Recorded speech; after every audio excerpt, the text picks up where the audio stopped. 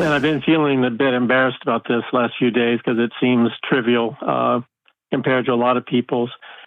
But I'm in my 50s, never married, no kids, never really had a significant other.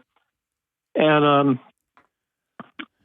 I'm looking for help on handling times of feeling sad, frustrated, probably even grief over not having affirming touch in my life. Other than the occasional quick 1.5 second hug. Yeah. Man. I can imagine it's embarrassing for you to make this call. Can I just say thank you? Sure. Like, that's not an easy call to make, man. And I'm grateful that you did, because I know, I read the data, there's millions of people in your same situation. Tell me, as far back as you can remember, when you can remember wanting to be touched, wanting to be held, wanting to, when did touch become a scary thing or a bad thing or a thing you were missing? It became it felt like it was always an issue, I guess. I was sexually abused when I was pretty young. Man. And hey, Andy, real quick, I'm sorry, man. I'm sorry. Thanks. Like for real. For real. The family that I was, or my family, did not touch. I mean, they're just, there wasn't hugs, there wasn't playful touching, just wasn't there. And so I grew up feeling like it was just wrong for me to, it was just like that must be something for everybody else, And it's been a struggle to, I mentioned the occasional 1.5 hugs. Those are 1.5 second hugs. Those are actually a pretty big deal to me, because that's a victory to be able to, even enjoy those. But just that history has been there. Man. If you don't mind me asking, and feel free to just pass on this question, was the person that abused you, or the people that abused you, were they inside your home, or were they guests to your home? They were inside the home. Okay. Has there been justice there, or have you sat with a therapist and worked through some of that? I have been working with a counselor on that issue.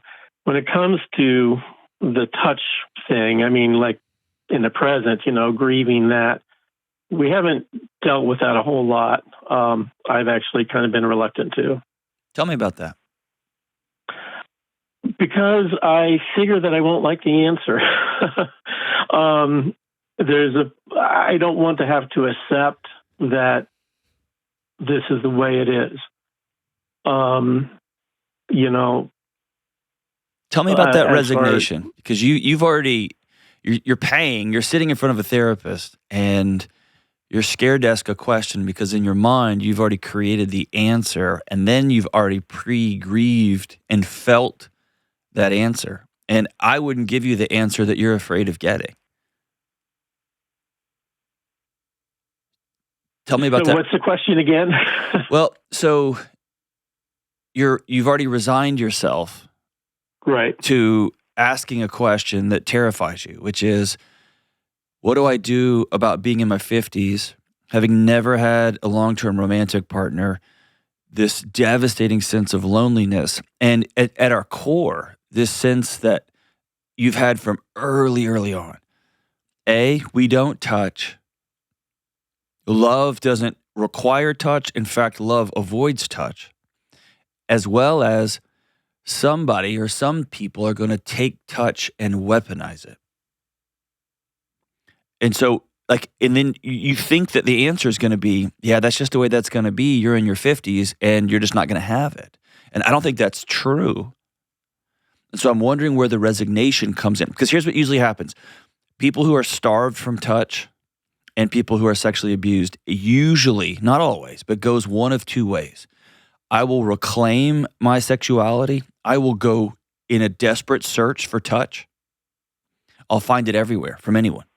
Right. Or I'm going to continually lock down and lock down and lock down. And I find myself in my 50s surrounded by a bunch of stuff that hasn't filled that gap for me. And this piercing sense of loneliness.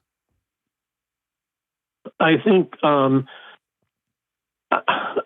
don't know. I feel like in bringing it up with my counselor, like you say, I just feel like that it's not something that, I don't know, maybe I feel broken with, maybe I feel like I'm messed up in some way that nobody would want to touch me. Yeah. And by touch, I mean, I think I'm being clear in this, but I'm not talking about sexual touch, just, the arm around the shoulder that somebody's not afraid to leave there for a while or, stuff like that. Andy, let me just tell you, you are not broken in any way, shape, form, or fashion. I'm going to tell you, man, your body's working perfectly. Because touch as a child took everything from you. It took innocence. It took wonder. It took sensuality from you.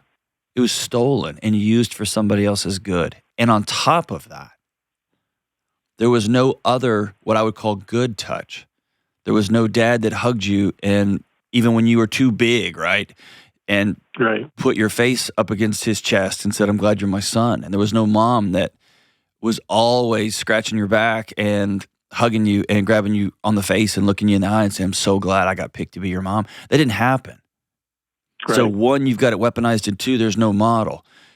It makes perfect sense that your body is both A, apprehensive of any touch, B, desperately wishing for it, and C, there's no map to go get it because the people that were supposed to give you that map stole it from you. You're working perfectly, my brother. The question is, do you want to, and it's going to be an electric fence, do you want to wade through an electric fence, climb over an electric fence, and deal with the discomfort and the anxiousness and the fear to get to the other side where touch becomes more of a regular part of your life? Or do you want to stay where it's uncomfortable, but it's safe? It's a struggle to not just want to stay where it's uncomfortable to safe. I can't even imagine. But I rarely say this, those are the two paths in front of you. And I won't be mad at you. I won't fault you for either of them. Right. But I don't want you to sit there assuming that you're broken. I think your body's working perfectly for what was laid out for it. Go ahead. Oh, go ahead. I was going to tell me about any romantic attachments you've ever had or desires. Have you ever desired, or have you just pretty much the idea of being sexual with somebody, the idea of being romantically intimate with somebody is just too much? So in college years, early 20s, I did some dating, and honestly, male or female? Female. Okay. And so, for one thing, it also felt like it would be impossible to be sexual. Okay. And so that was that was obviously a turnoff with it. I just, even when I was so-called dating, there just was not physical touch between us. I just did not want to touch. Okay. And since you brought it up, I'll feel free to go there. My primary attractions have been towards men. Mm-hmm. And because of my Christian beliefs, I've chosen to not go that route. Okay. And I'm at peace with that. Oh, sure.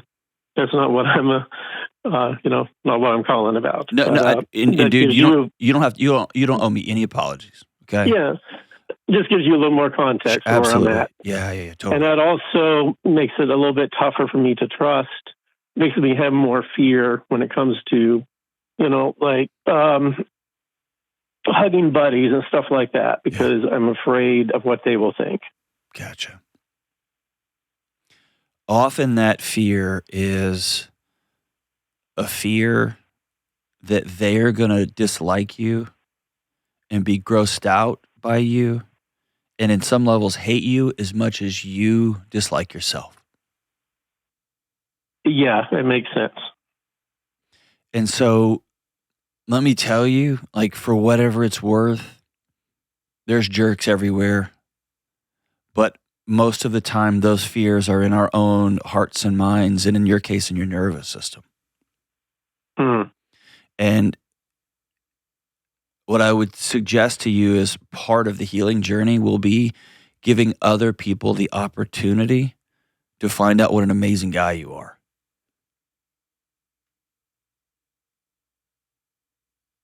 And I'm married to a woman. I hug my male friends regularly. A lot. I need that. I tell my male friends I love them with regularity. In fact, I oversay it. And quite honestly, they oversay it too. And I'm all tattooed up. I'm from Texas and I go hunting. I got an elk tag this year, right? It's like all the stereotypes, it doesn't matter. And if you have made peace with your romantic interest and your faith beliefs, man, good on you.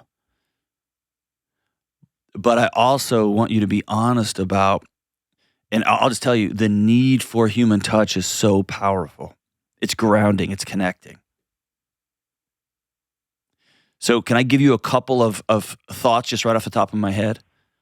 Yeah, absolutely. Okay. This is going to be number one, and this is one I wish wasn't true, but I'm just going to not ignore the science, okay? You've probably heard me making jokes and making fun of some of my friends publicly and all that. If you haven't already, getting a dog can be a magical step in the right direction.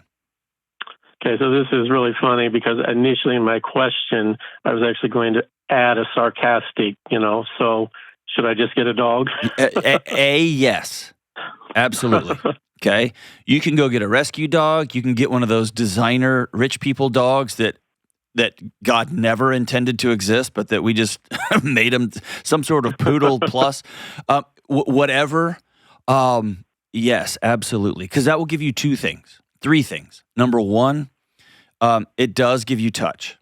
It's not human touch, but it is touch, and the research says they are an amazing substitute.